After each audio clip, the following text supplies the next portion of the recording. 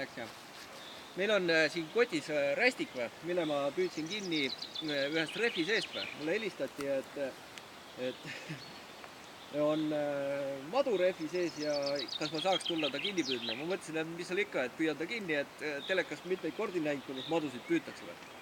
Ja tõin ta nüüd inimasustusest võimalikult kaugele, nii kaugele, kui ma üldsegi oskasin ta tuua. Ühe vana metsatee peale, siin ligital on vett ja soist ala.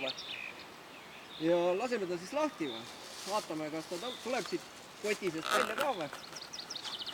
Et kinnipüüdmine oli lihtne, aga lahti laskmine, see ei ole üldsegi nii võrd kerge ettevõtmine. No, tuleb, no. Ma ei tea, kas ta filmi peale jääb.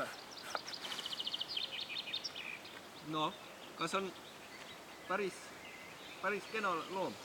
Püüdmine iseenesest oli lihtne, et tuli tal pea tokiga kinni vajutada ja siis tuli näppudega kinni võtta. No täiesti vapustav loom. Et selles mõttes, et on võimalik Eestis ka transportida madusid väga edukalt ja julgelt ja ei maksa neid karta üldsegi. Ja lapsed, võt, see oli rästik. Ja näed, täiesti võimalik on Eestimaa loodusega koos elada niimoodi, et mõlemad osapooled suudavad elada edukalt. Ma tänan!